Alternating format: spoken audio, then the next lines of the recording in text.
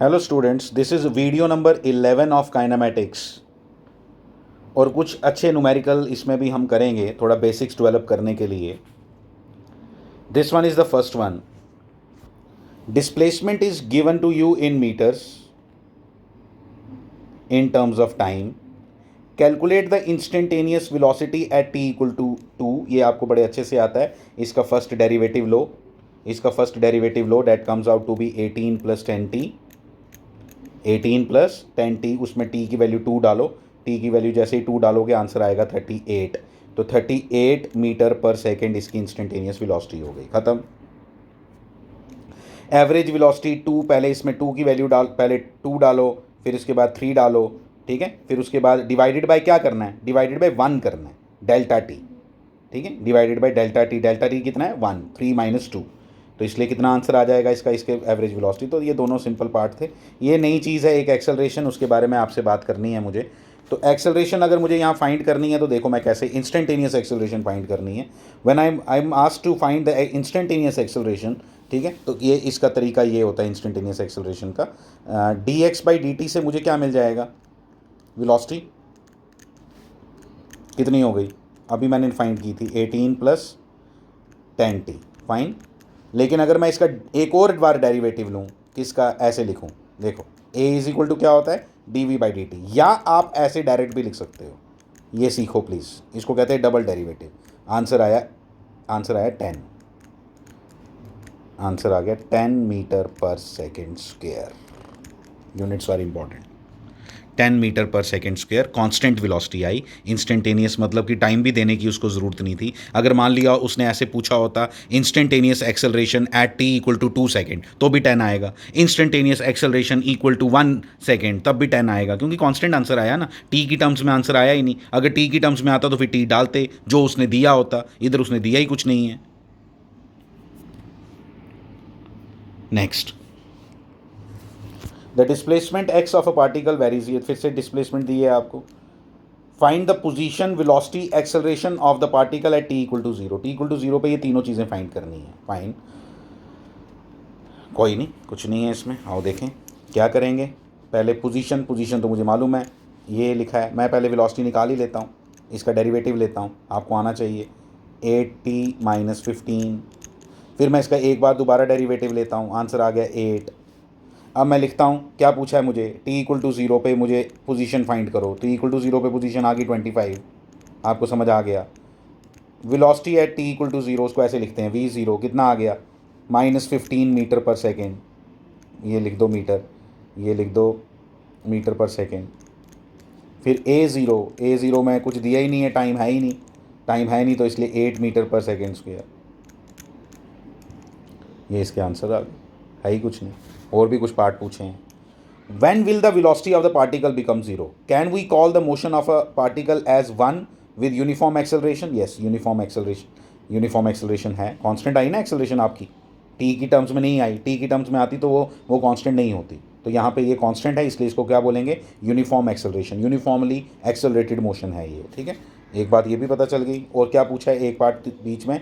Find the velocity of the particle when it become 0। कुछ नहीं यार, अभी आपने निकाला v equal to 8t minus 15। 8t minus 15 निकाला ना अभी आपने इसका डेरिवेटिव लेके। तो बताओ ये 0 कब होगा? तो ये 0 कब होगा? तो डाल दे 0, इक्वल टू 0 कर दो, तो t इक्वल टू आ गया 15/8। आपको यू टर्न वाली मैंने प्रॉब्लम्स करवाई थी, उसमें तो हमने कितनी बार इसको इक्वल टू 0 किया। वहाँ पे हमने ऐसे बात करते थे कि यू टर्न जब भी लेता है कोई पार्टिकल, तो जब अपनी डायरेक्शन को अचानक चेंज करता है, ठीक है, तो उस समय उसका क्या हो जाता है? उस समय उसकी वेलोसिटी 0 होती है। बट ये इतना डिफिकल्ट नहीं है, इसमें सिंपल क्वेश्चन था ये।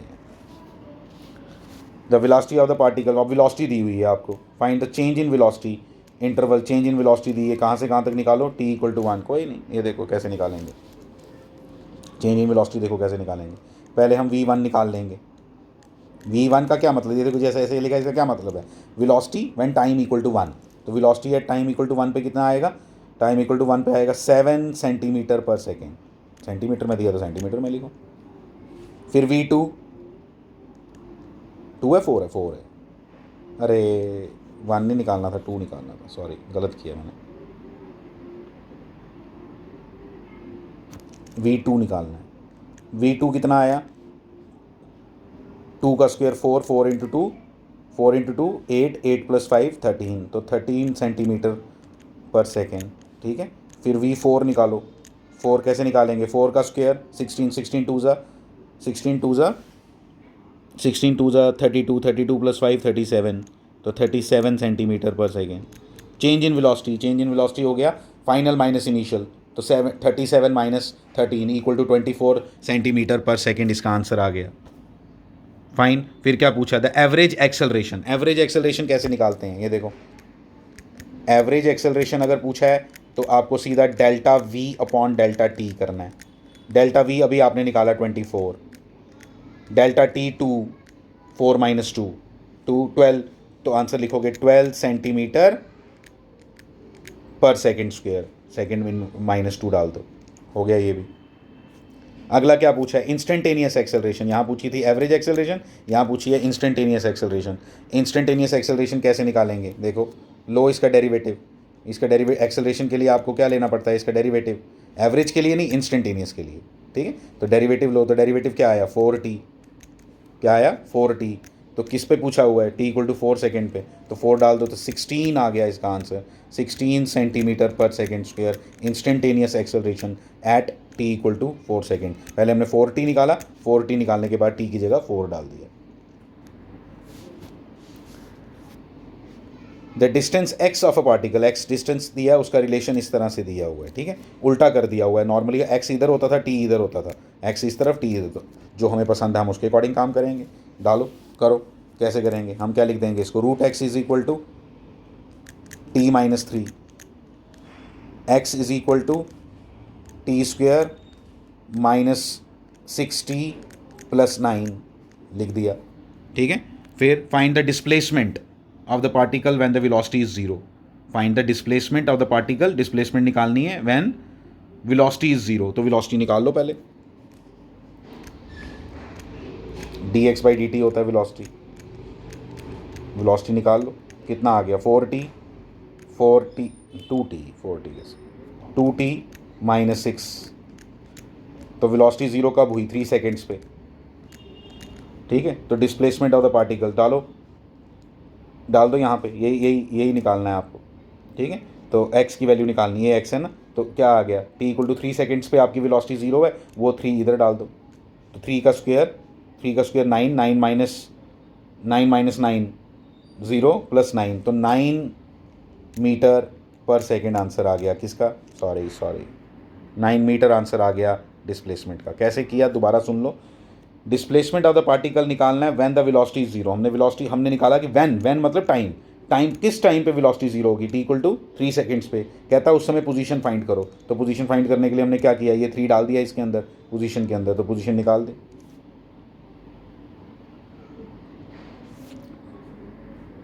कुछ नहीं है इसमें,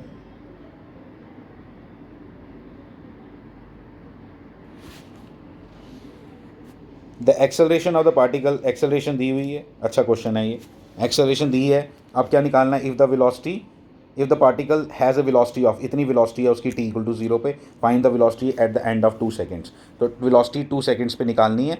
ठीक है, बड़े अच्छे से करेंगे क्वेश्चन, वेलोसिटी 2 सेकेंड पे निकालनी है। पहले एक्सेलरेशन आपको गिवन है और वेलोसिटी निकालनी है, तो इंटीग्रेशन करनी पड़ेगी।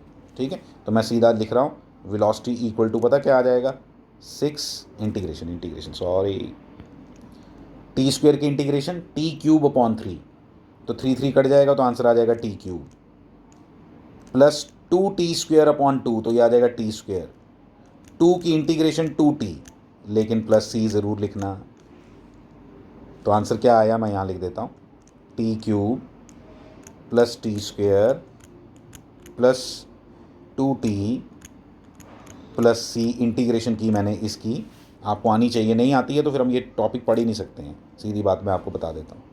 तो v इक्वल टू ये आया। अब उसने क्या पूछा है, अब उसने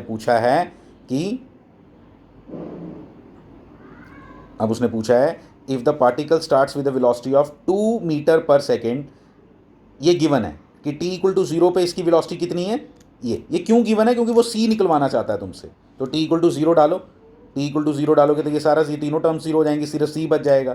तो सी इक्वल टू क्या बनेगा, उसने लिखा है कि भाई टाइम टी इक्वल टू 0 पे कितनी वेलोसिटी है 2, तो सी इक्वल टू क्या आ गया 2।